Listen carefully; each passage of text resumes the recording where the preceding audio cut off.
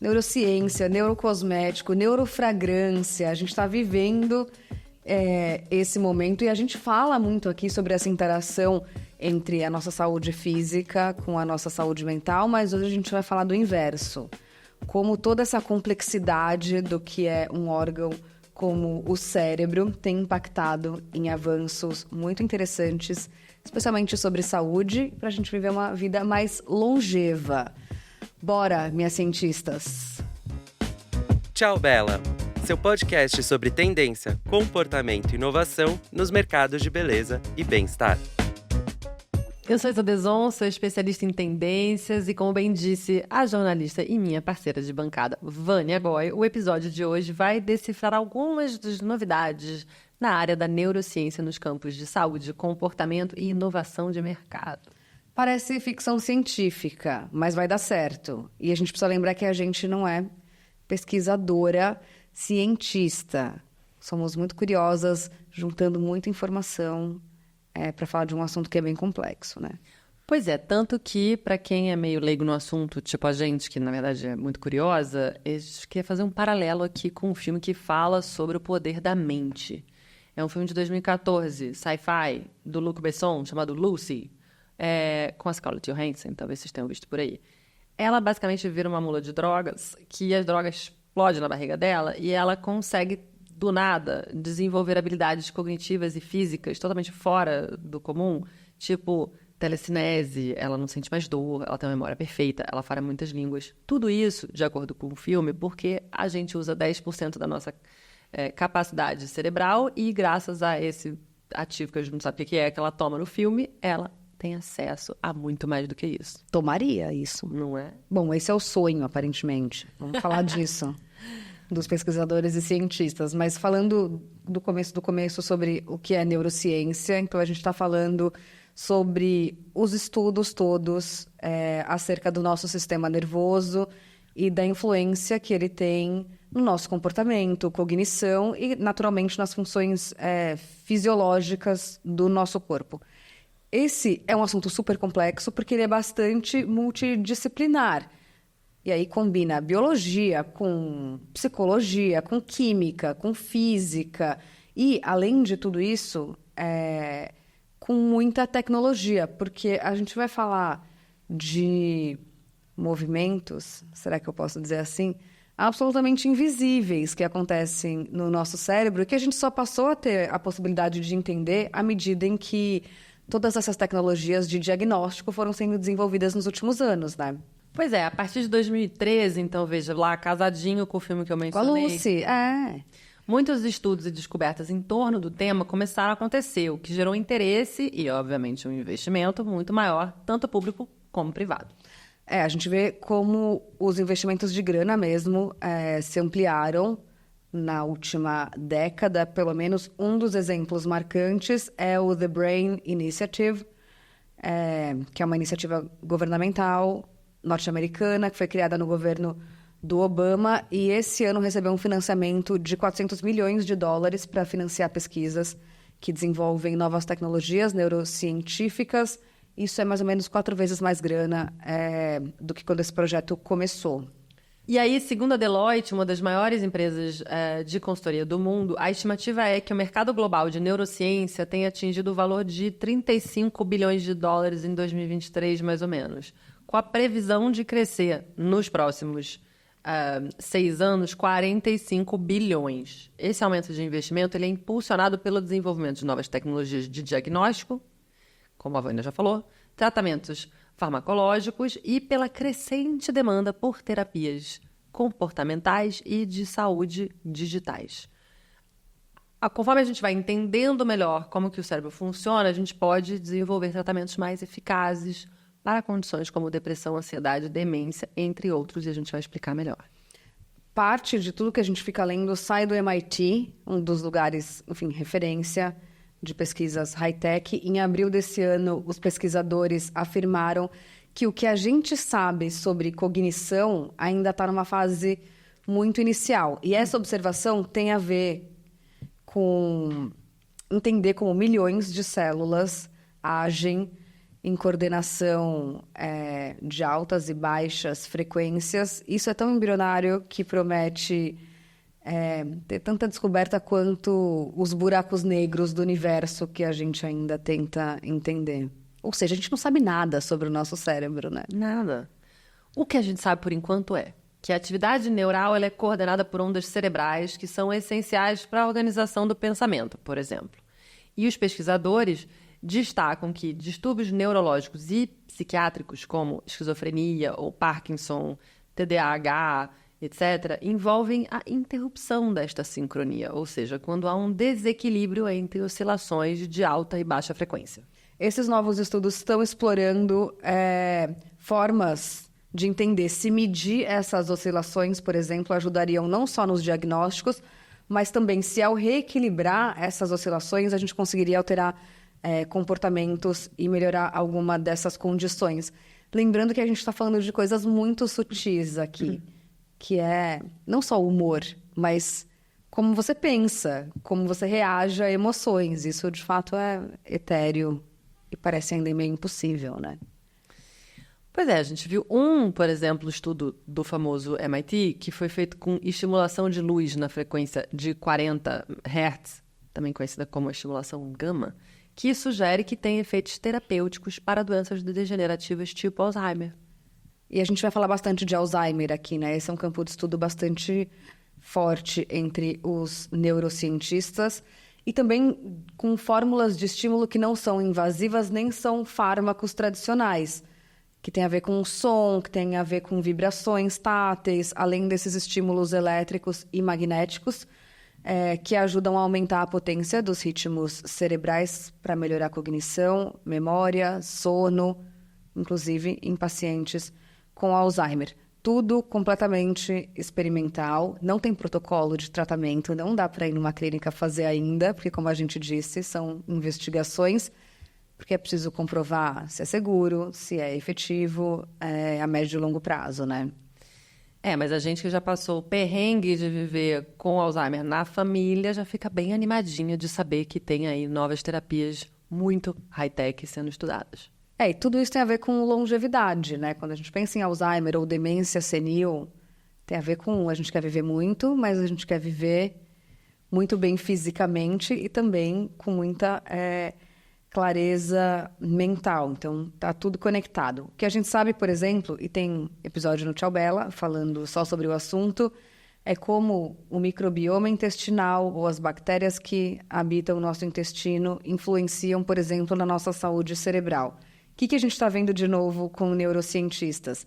Vários pesquisadores têm usado AI para explorar como essas bactérias influenciam, por exemplo, no desenvolvimento de Alzheimer, entre outras doenças, segundo uma matéria da Neuroscience News desse ano.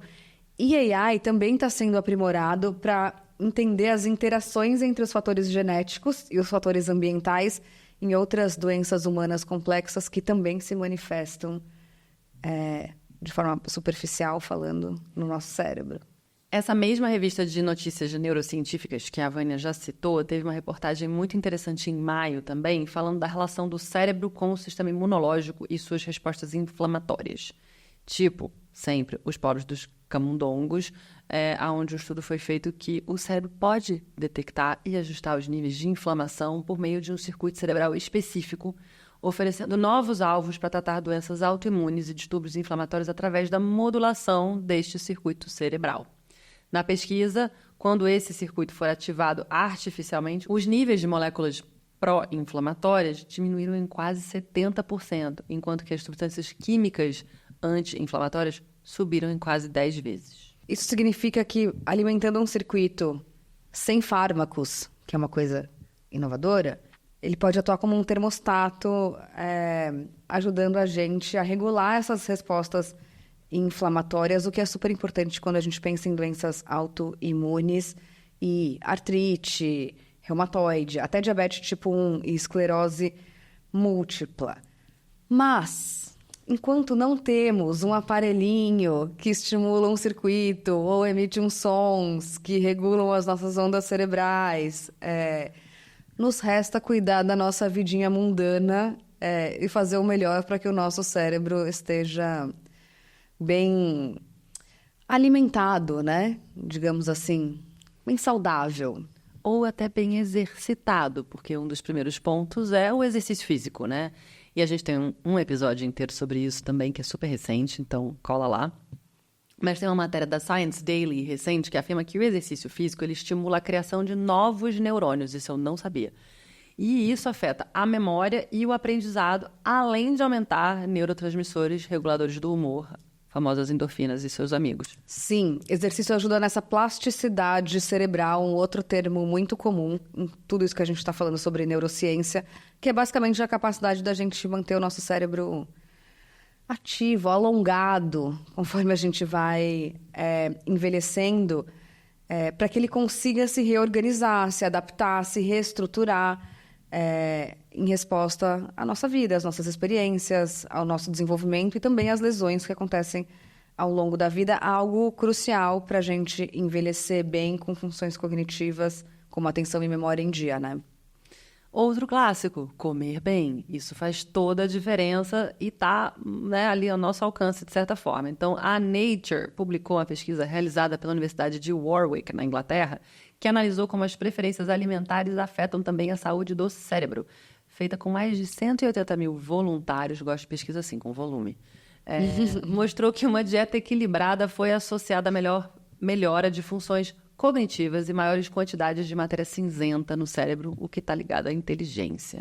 Ou seja, o resumo desse bloco é: a gente acha que a gente descola o cérebro do corpo e esquece que ele é um órgão que precisa ser abastecido e também tem essa capacidade de se regenerar. Então, tudo que a gente faz no dia a dia tem impacto sobre como a gente está processando o que a gente vive, mas não só, né? Ele também ainda é meio misterioso. Dos hypes, porque também temos neurociência hypando nas redes sociais e no TikTok. Entrei neste buraco negro do nervo vago. Que tanta coisa, gente. Bom, tem matéria no Guardian, no New York Times, tem até indicação de exercício que estimula o nervo vago com mais de 180 milhões de visualizações no TikTok. Vou tentar explicar do começo, porque isso se relaciona de alguma maneira com essa parte aqui do nosso sistema nervoso. Esse nervo nasce mais ou menos entre as nossas orelhas, né, aqui atrás, no pescoço, se divide em duas frentes que atravessa o nosso tronco inteiro até a região abdominal. Ou seja, ele é repleto de sensores, porque é um nervo, e tem essa capacidade de contar para o cérebro o que acontece nesses nossos órgãos vitais à medida em que ele atravessa, basicamente, o corpo todo. Ele é, inclusive, esse canal de comunicação super importante entre o intestino e o cérebro que a gente falou antes. E um dos principais componentes do nosso sistema nervoso parasimpático, que coordena as nossas reações involuntárias. A gente tem a gente tem sistema nervoso simpático, que basicamente é o que deixa a gente preparado para a ação, deixa a gente alerta. Ou seja, gastamos muita energia com o nosso sistema nervoso simpático, porque estamos ali, tô com o celular na rua, chegou uma notificação, resolvi uma coisa de trabalho. Quando a gente fala de gerenciamento de estresse, tem a ver também com esse estresse, que meio a gente não está controlando, né? Que faz parte da vida que a gente vive. E tem o sistema nervoso parasimpático, que é como se fosse um interruptor que ajuda a dar uma desligada nesse primeiro mecanismo e ajuda a gente a estimular reações com calma, que ajuda a gente a se sentir saciado depois de comer, entrar em repouso, digerir, enfim. Basicamente para dizer que o estímulo do nervo vago, ou entender como ele pode ser estimulado da forma correta, tem sido objeto de estudo, porque ele pode ser a chave para a gente melhorar o humor, também tratar a depressão e a ansiedade, já que ele tem essa capacidade de ajudar a regular as nossas emoções e até de provocar sentimentos. E é óbvio que se virou trend no TikTok, virou também mercado. E tem até nome. O tal do Nerve Care. Então, hoje a gente tem spa, tem clínica, tem gadget, tudo isso tentando criar e oferecer tratamentos não farmacológicos de neurologia, né? Então, o mercado que está avaliado em aproximadamente 480 milhões de dólares, isso no ano passado, com projeções para ultrapassar 1 bilhão só ali em 2031. Esse crescimento ele é impulsionado pela adoção cada vez maior de terapias VNS, que é para o nervo vago, e que oferece esse tratamento de diversos distúrbios neurológicos, como epilepsia e depressão, além de pesquisas sobre possíveis aplicações para outras condições, como dor crônica e doenças inflamatórias. E aí vamos com calma, porque não tem milagre. A gente precisa olhar caso a caso para entender o que é marketing de ocasião e o que tem estudo clínico científico para ser feito com segurança, né?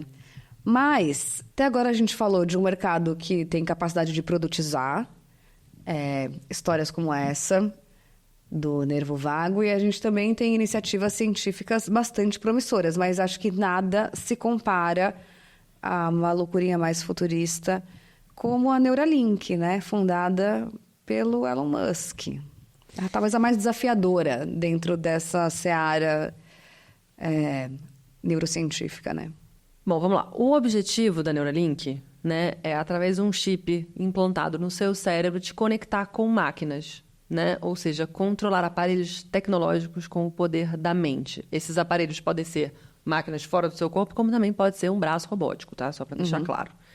Um dos objetivos a curto prazo da Neuralink é desenvolver tecnologias que possam justamente restaurar a capacidade motora de pessoas com lesões na medula espinhal ou outro tipo de paralisia. E isso permite com que elas controlem dispositivos, computadores, celulares e, como eu falei, esses possíveis membros biônicos também. Apenas com pensamento, que é isso a sci-fi, né? A ideia é que no futuro esses implantes também possam ajudar a tratar uma série de condições neurológicas como paralisia, doenças neurodegenerativas e até mesmo melhorar a cognição humana, como a gente estava falando ali da Lucy. Mas acho que, assim, olhando para um desejo de futuro, o Elon Musk quer que a gente viva uma relação meio simbiótica com a inteligência artificial, criando uma forma de interação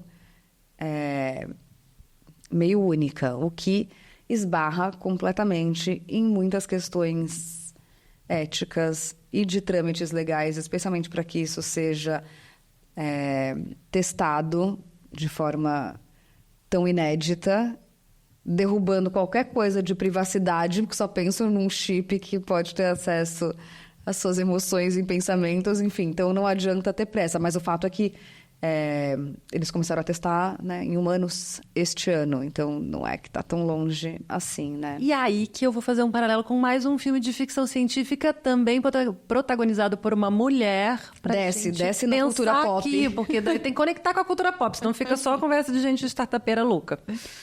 Tá no Netflix, chama Atlas, com a J.Lo. E, basicamente, não só ela tem uma questão de privacidade, porque ela anota tudo em papel, num mundo onde tudo é digitalizado, inclusive a cafeteira dela, que eu amei.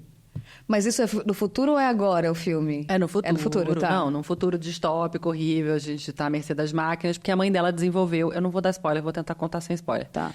A mãe dela desenvolveu um robô para tomar conta dela, não só, mas era meio que um experimento que rolou dentro da casa dela. Também tem episódio no Tchau Bela falando como é que a gente vai envelhecer com a ajuda de robôs. Isso é verdade, não é futuro distópico. Mas, não vai sobrar assunto, porque todos os assuntos do Tchau Bela... A mãe dela fez um robô para cuidar dela.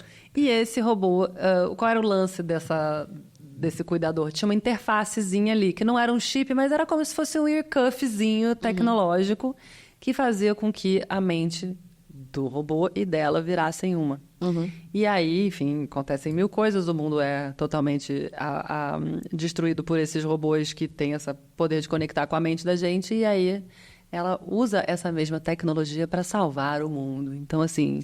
Sendo ela e a máquina uma coisa só. Exato. Então, olha o Elon Musk vibrando a J.Lo.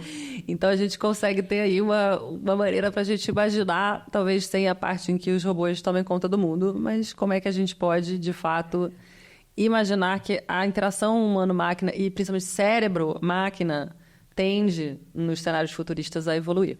Tem uma coisa que a gente fala muito que é sobre singularidade tecnológica, que é onde os futuristas piram em acreditar que o cérebro humano um dia pode se igualar a essa velocidade das máquinas, que é o que você tem pavor. Pavor. Ela sempre fala, a gente não funciona na velocidade que os algoritmos estão processando tudo. Eu quero que a máquina funcione nessa velocidade. Eu quero ficar de boa em casa meditando, entendeu? Enfim, mas eu acho que isso também tem a ver com esse desejo de progresso tecnológico, de combinar uma inteligência artificial e neurociência de forma muito revolucionária para a humanidade. E a gente está cada vez mais próximo disso. Não é ficção. Ficção, né? Mas calma. Eu tô aqui, focada em o quê? Dar conta do Alzheimer, do inflammaging, pra gente viver melhor. Mas, velho, não quero performar. AI, maquinária. Bom, obrigada a você que ficou até o fim. O Tchau Bela é idealizado por mim, Isa Deson, que sou pesquisadora de tendências e fundadora da Deson, e pela Vânia Góes, jornalista de beleza e bem-estar e fundadora do belezinha.com.você.